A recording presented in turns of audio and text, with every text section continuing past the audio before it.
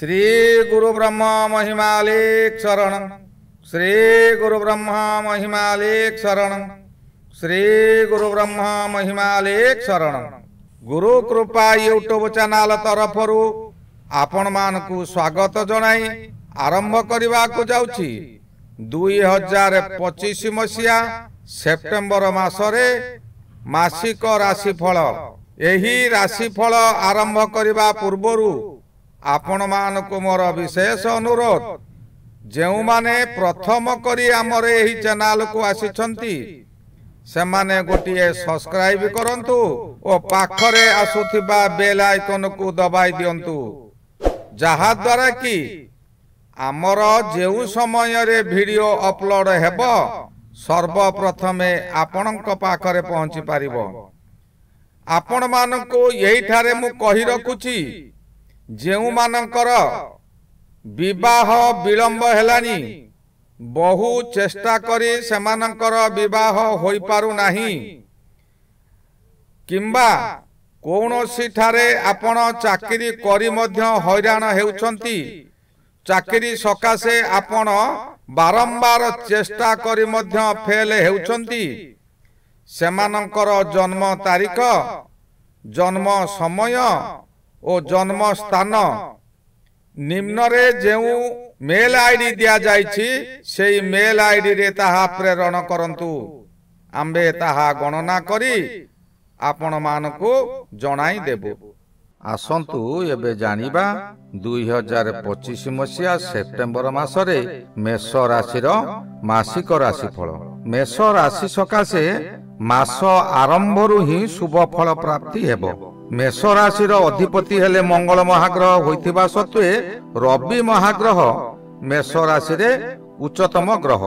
रवि ग्रह चलित मासरे तांको निज गृह रे अर्थात सिंह राशि रे अवस्थित रही मेष राशि सकाशे पंचम रे अछंती। एही पंचम स्थान ज्योतिष शास्त्र रो त्रिकोण स्थान मध्य। त्रिकोण स्थान रे शुभ ग्रह रहिले शुभ फल देउथिबा स्थले क्रूर ग्रह रहिले अशुभ फल दियंती। रवि ग्रह एक क्रूर ग्रह हिसाब रे गणना करा जाय।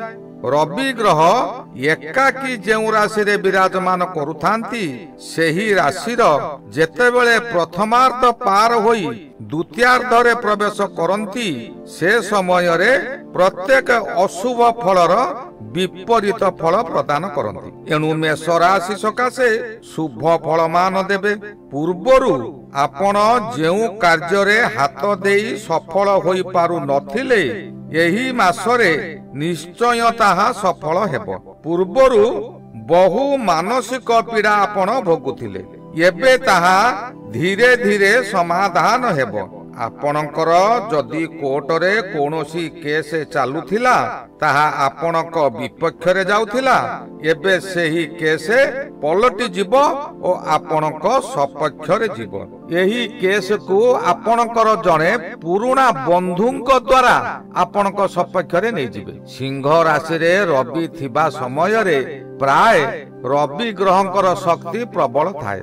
आपण पूर्वरु अल्प अल्प कथारे रागी जाउथिले, जहाकी आपणकर कोनोसी कार्य सफल हेउ नथिला। एबे मनरे ओ निज आत्मा रे धर्म भावना आसीबो।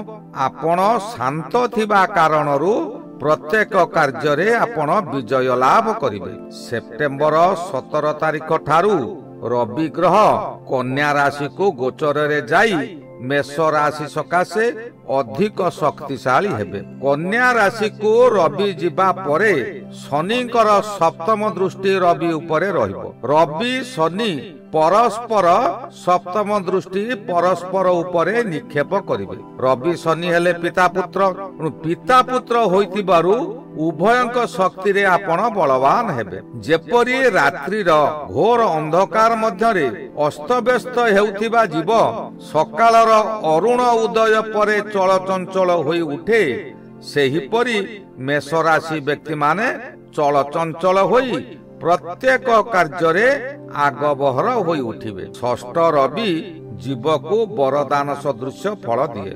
मृत प्राय व्यक्तिर मुखरे अमृत सिंचन भली लागे। पूर्वरु लागिथिबा जेते शत्रु माने ଆପଣଙ୍କର ପରାକ୍ରମ ଦେଖି ସେମାନେ ଭୟରେ ଆତ୍ମଗୋପନ କରିବେ କିମ୍ବା ଆପଣଙ୍କର ଶରଣ ଯାଇ ଆପଣଙ୍କର ମିତ୍ରତା ପାଲଟି ଯିବେ। ଆପଣଙ୍କର ପରିବାର ମଧ୍ୟରେ ପ୍ରାୟତଃ ସ୍ୱାସ୍ଥ୍ୟ ସମସ୍ୟା ମାନ ତୁଟିଯିବ। ଯେଉଁମାନେ ବ୍ୟବସାୟ କରୁଛନ୍ତି ସେହି ବ୍ୟକ୍ତିମାନେ ତାଙ୍କ ବ୍ୟବସାୟରେ ବହୁତ କ୍ଷତି ସହୁଥିଲେ।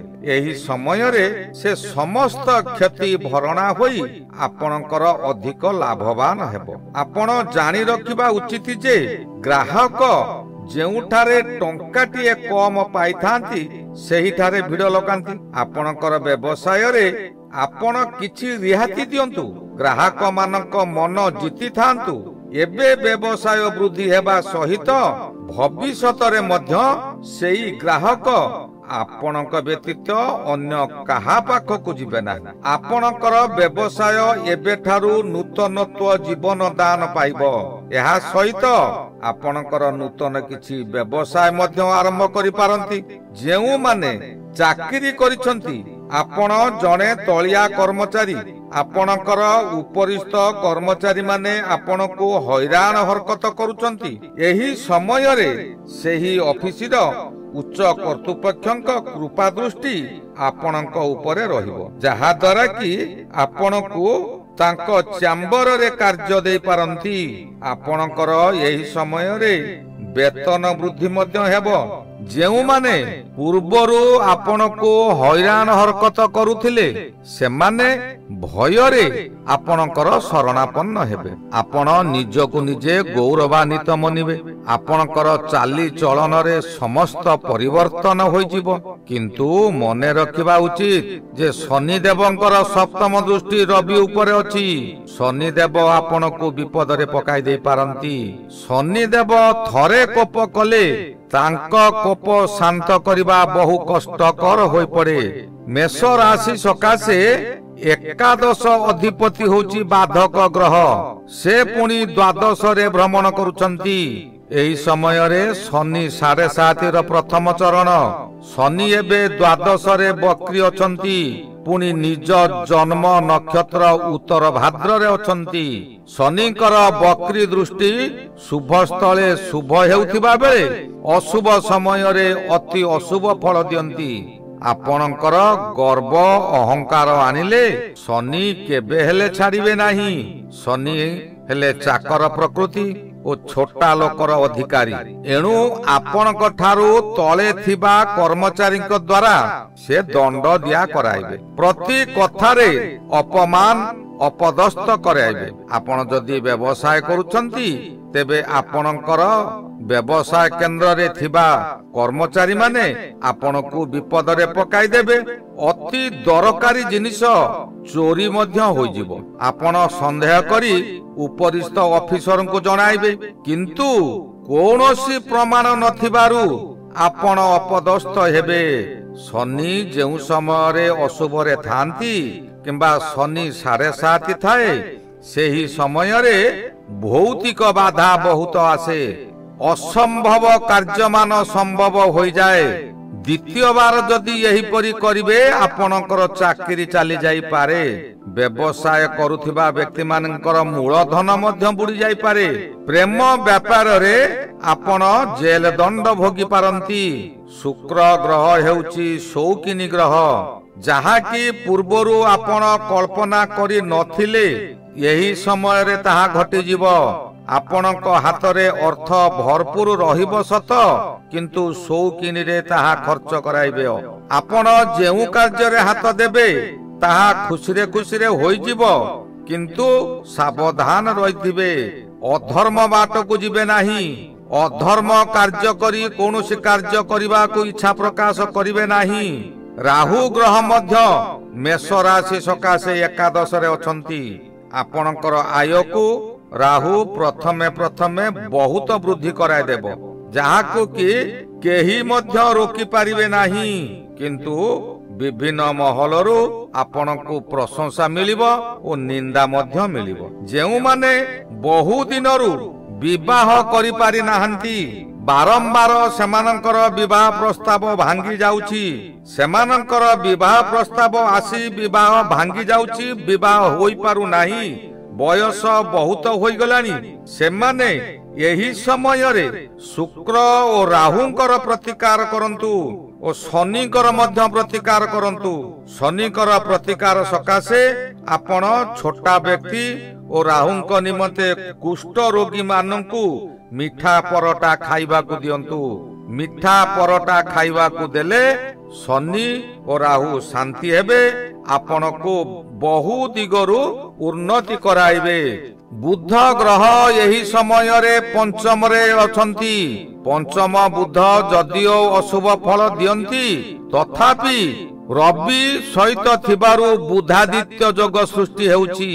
एई बुधादित्य जोग सृष्टि सकाशे बुध अशुभ फल दे पारिबे नाही। कारण जानि रखिबा कथा जे बुध एपरि एक ग्रह से जेउ राशि रे थांतु ना काहेकि जदि कौनसी ग्रह सहित थांती तेबे से निजर फल दे पारंती नाही।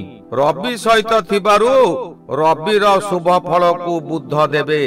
आपणकर ज्ञान गौरव वृद्धि हेब। आपणकर कथावार्ता धीर स्थिर रहिबो। आपणक कथारे अन्य माने मोहित होई जिवे। पंचम रे 4 गोटी ग्रह रहिचंती जहा कि चौग्रहा जोग। एई चौग्रहा जोग पुरुष कोष्ठी रे शुभ हेउतिबा स्थले स्त्री मानक कोष्ठी रे अशुभ रहे। आज एहिठारे मु रहिली। श्री गुरु ब्रह्म महिमा अलेख शरण। श्री गुरु ब्रह्म महिमा अलेख शरण शरण शरण।